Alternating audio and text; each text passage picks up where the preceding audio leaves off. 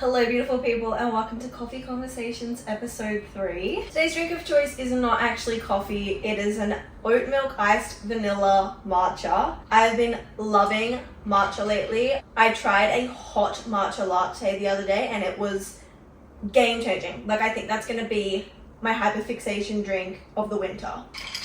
Little taste. So good.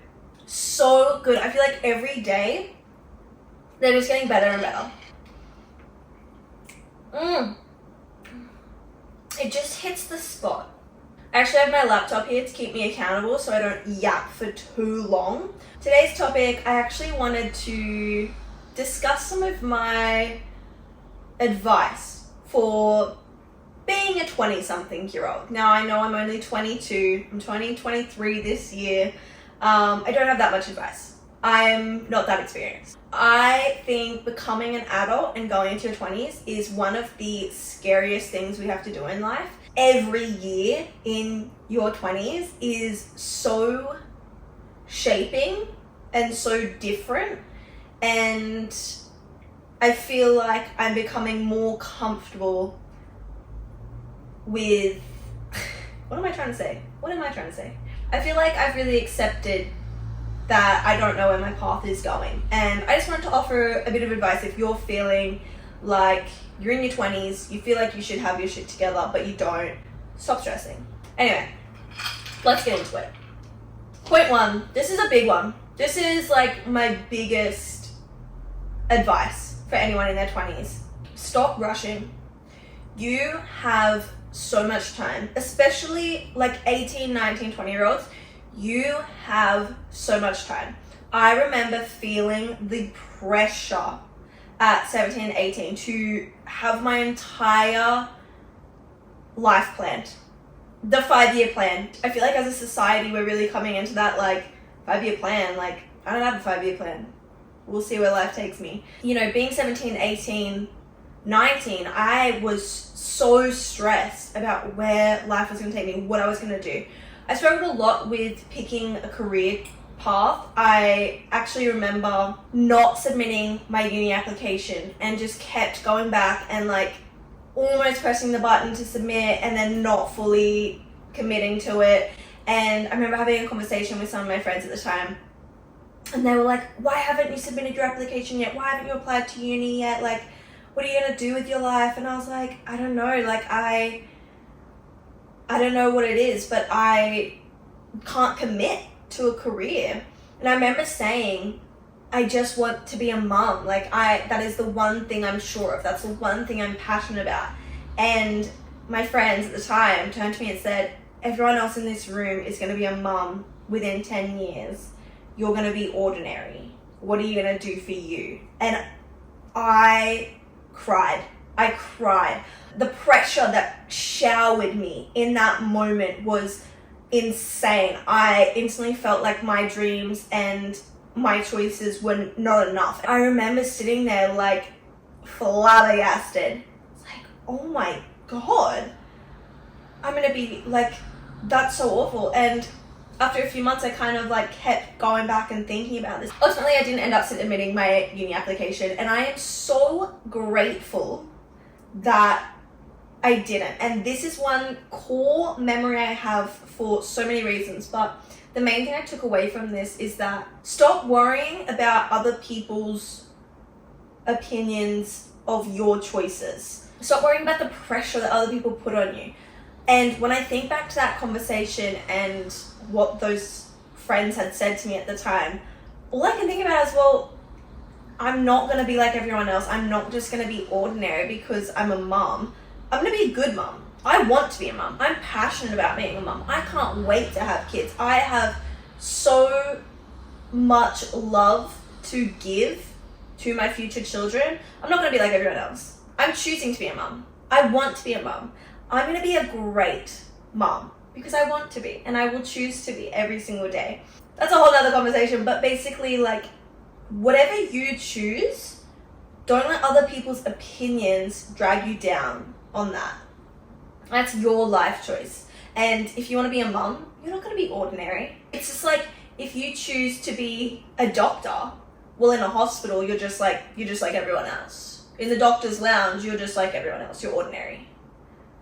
That is the most ridiculous statement. Like, if you're a doctor and you save people's lives and you are passionate about your job and you show up every single day wanting to make a difference and help people, then you aren't ordinary. You're amazing.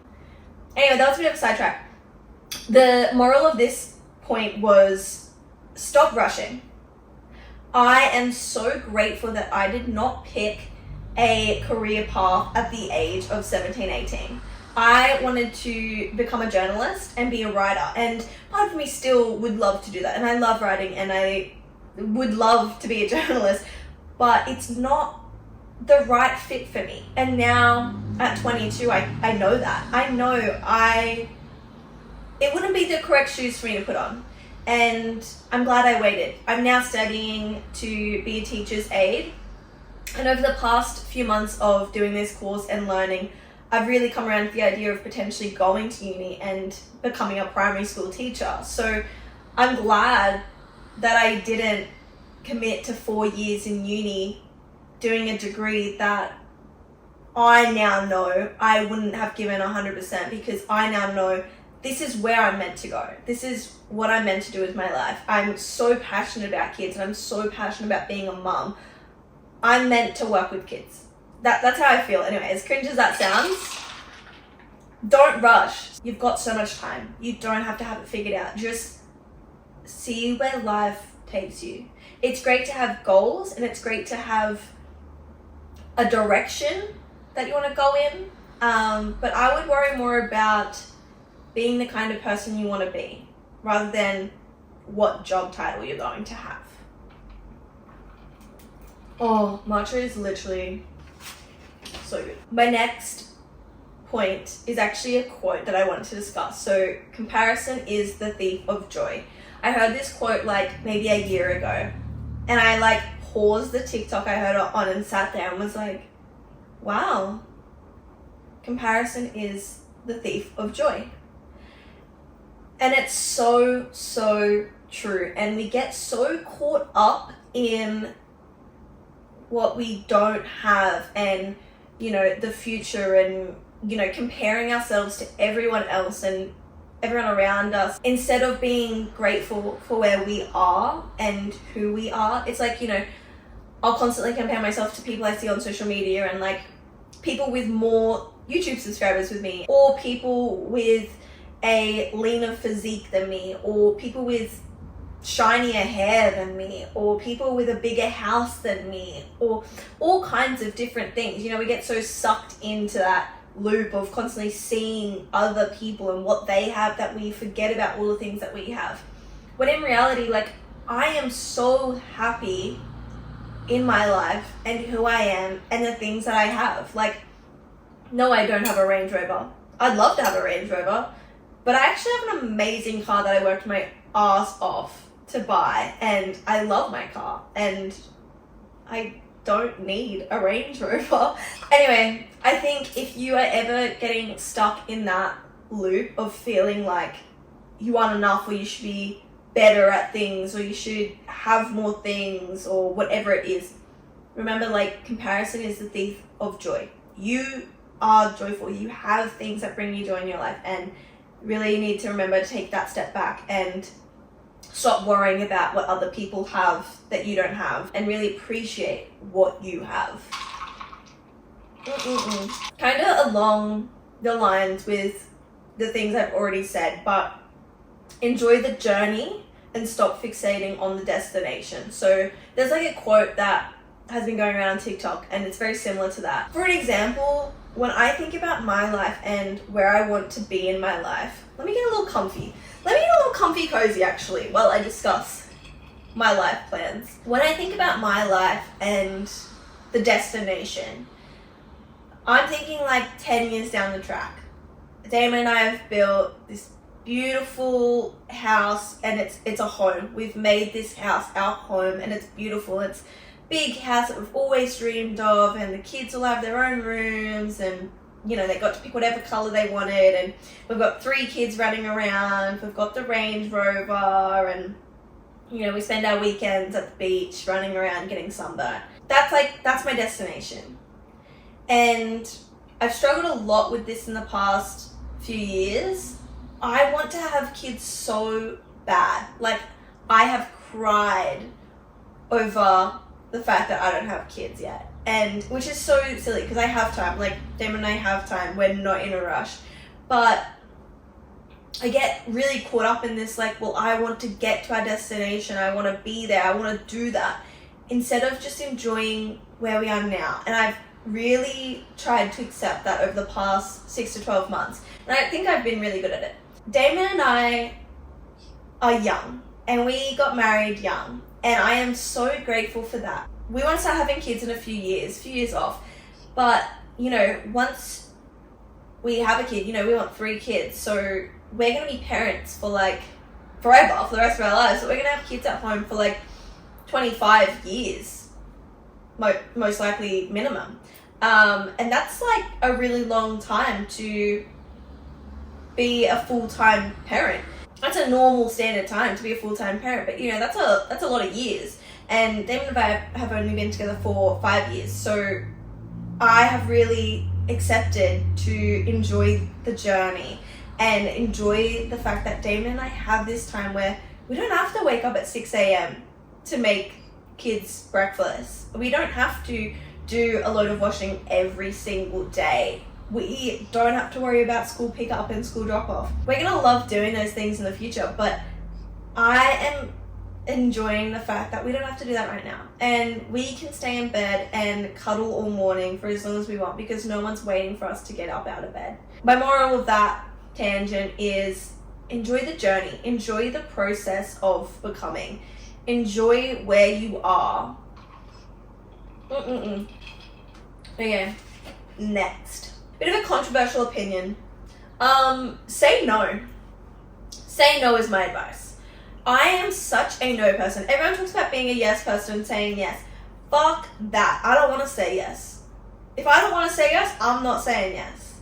And obviously, if you want to say yes, say yes. I just want to give you an example. I am such a no person. I love saying no to things that I don't want to do. I'm not doing shit for anyone if I don't want to do it. So sorry. For example, I'm young. Every now and then, my friends will invite us to go out. I don't like going out. I cannot stand going to Ocean Street clubs in Maroochydore. Cannot stand it. Hate it. Love live music. Can get jiggy with that. I don't want to go to a club. And my friends know this, and they often will be like, do you want to come? No, figured, all good. The moral of this is like, set boundaries. If you know that you would have a better time staying home, cooking some homemade pasta and watching your favorite rom-com, do that. Like, I am such a no person when it comes to anything. Like, if my parents invite me out to dinner and I'm like, you know what, I worked that day, I'm gonna be exhausted, no thanks. I'm not gonna bend over backwards to please everyone else, because at the end of the day, this is my life and I have to do what's gonna make me feel the best and make my time on this earth most enjoyable. That sounds so dramatic. Like, obviously one night is only one night in your entire life, but like, honestly, say no. Say no to doing things that you don't want to do. And definitely say yes to new experiences and things you want to do. But remember, you can say no. It's my biggest advice. I'm always on my friends' backs. Like, they're always like, oh, this person invited me out, so I have to go. I'm like, you don't have to go. Literally, just say no. Just say no. You don't have to go. I'm such a no person. That's why I'm sitting in my bed right now at 11:51 a.m. drinking a matcha instead of doing anything else. I don't want to do anything else. It's raining outside. I'd rather be at home. Okay, this is a bit of an interesting one. I feel like a lot of people are gonna disagree with this, which is fine. But continue to learn. My biggest advice in your 20s, especially after leaving school, is continue to learn. Whether that's reading books. Obviously, I love books. I love romance, fantasy, but I also love classic literature. I want to know what people are talking about when they're referencing Jane Austen or George Orwell. I want to know about classic literature. I want to know Shakespeare quotes, you know? I'm such a big advocate for continue to learn. Even if it's just looking up articles. I've got another story to tell. I'm going on so many tangents in this episode. But my husband, he is so adorable. I love my husband so much. If he hears an interesting fact or, you know, someone talks to him about something that they learned or something, or he's just interested in something, he will go on his phone or his computer and Google the shit out of this topic and read all kinds of articles and facts and stuff on it. And I just love it. We'll be driving somewhere and then next minute he's spitting like these random facts at me about the most random things. I'm like, how do you know this? Why do you know this? He'll be like, oh yeah, like I heard it in a YouTube video, so then I just like Googled it. And I'm like, you know what, slay. You know what, slay. That was so random. But like, continue to learn, you know, do courses. I did my first aid and CPR training last year. Loved it. I'm obviously doing a teacher's aid course this year. I've talked about potentially going back to uni. Never been. Going to uni to do teacher's course. But I just think continue to learn, whatever it may be, whether it's just listening to podcasts on different topics that you're interested in. I think it's so important, especially in your 20s when you have so much freedom and you're not in school anymore, to actually sit down and learn. It's great for your brain. This is one that people even disagree on, and that's fine. You can disagree all you want. Being young is so hard because you're trying to figure out who you are, how to be an adult, and so many things. But one really important piece of advice I have is to learn about politics. And, you know, not everyone's going to be interested in politics, but it's something I'd strongly advise. I have only gotten more into politics like the past 6-9 months. Obviously, we had the big American election back in October, November, whenever it was. And that's when I like really got interested, and it was a hot topic. Everyone was talking about it. We've got an election coming up here in Australia for the Prime Minister in May, I believe. Now, I haven't sat down and done a lot of research yet, but I've started my research. And I think it is so important as a young person to know who you're voting for. Know about what's going on in your country. There are so many things happening in the world, but in our own country, who you vote for. Your vote makes such a difference. This feels like I'm like on the side of the road with like a sign advertising a certain person. Moral of the story is like, politics are really important. And I think knowing who you're voting into a power role that affects your everyday life, because it does, is really important. And I recommend reading, doing some research on who's running for Prime Minister, who's running for like your council. I think when you're young, you kind of just go with who your parents are voting for, or who your friends are voting for. But I strongly advise knowing what key values you actually want to see in a power role. That's all I'm going to really say on that. Kind of a random point, but my advice to you in your 20s would be to learn to cook. I think learning to cook is so important. People that are in their 20s and they're like, oh, I just don't know how to cook. I can't cook. What do you mean? What do you mean you don't know how to cook? How do you not know how to cook? Pick up a recipe. Like, it spells it out for you. I don't know. I don't understand how people don't know how to cook. Do a cooking class. Along with this, I think it's really important to learn a bit about nutrition. Like, I do not know everything about nutrition. Like, I'm literally on my second caffeinated drink of the day. This has got sugar in it. I'm just a girl. Also, oat milk, apparently it's bad for you. I'm not 100% sure. It's got too many hormones. I don't know. Moral of this point is that, like, putting things into your body is so important. What you put into your body is so important for your health, for your brain, for everything. And it's really important to know what you're putting in your body and how it's going to affect you. And this is something I've been a little bit passionate about in my life.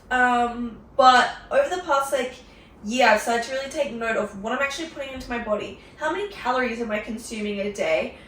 How much protein am I consuming a day? Have I eaten vegetables in the past 2-3 days? No, I need to eat some vegetables. And really making sure that I'm consuming food that is actually good for me and knowing how to cook that. Next, short point, just do it. That's my point. Just do it. Like, whatever it is you want to do, stop worrying about what other people think. And like, I have really bad anxiety. I have struggled with anxiety for the past probably 10 years. And I still worry a lot about what other people think of me, but I never let it stop me from doing anything. That's one thing I'm really proud of, is that yes, I'm a worrywart and I worry about everything and I'm an overthinker, but I never let it stop me from what I want to do. It's completely normal to worry about what other people think. Like, that's such a human experience, but don't let it stop you from doing what it is you want to do. Move away from home. Like, it's going to be scary. It's going to be a learning experience. You may fail. You may have to come home because you go broke, but you did it. Something you want to do it. Post that content. Like, I feel like that's been such a big thing in the past few years, is like more and more people are posting online, and I love it. Like, post the shit you want to post. I'm not going to say stop worrying about what other people think, because as a person that has anxiety and worries about what other people think 24/7, that's just silly advice. But don't let it get in the way of the things you want to do. Wear the outfit, go on the trip alone, you know, whatever it is, do it. I'm here for it. I support it. That was actually all the points I had written down, but I still have matcha, so I may as well like keep yapping, because why not, right? I've thought of something else. If you're feeling stressed out, or you're feeling worried, and you're feeling too loosey-goosey in your direction in life, make a plan. Like, sit down, write out a few dot points of things you want to achieve in a certain time frame. And I think it's really good to go with the flow and see where life takes you. I'm a stress head. I cannot 100% do that. I need to have checkpoints. I need to know where we're going, what we're doing, when we're doing it, and why. So I'm such a list person. Every single day I wake up and write my to-do list. Like, I need a to-do list to get anything done. And that's the same in life. Like, I need a list to tick off, otherwise it's not going to get done. So that's my advice. If you're feeling a little bit lost and you're feeling like you don't know where to go and you don't have a time frame and you're like getting really stressed out, make a list of things you want to achieve, when you want to achieve them, and figure out the steps you have to take to get where you need to go. Anyway, obviously I'm still only 22. I'm going to learn so much more in the next few years, so take my advice with a grain of salt. I'm still learning, but that's the advice I have. Being an adult and being thrusted into the adult world when you are still learning how taxes work, and about politics and all kinds of different things and what you should eat for dinner, is a lot, and it's very overwhelming. I don't know what I'm saying anymore. That's my advice. I hope it helps someone out there. Moral of the story, do what you want to do, educate yourself, and try not to stress as much. We're all still figuring it out. And that's all for this episode. I will see you beautiful people in the next episode.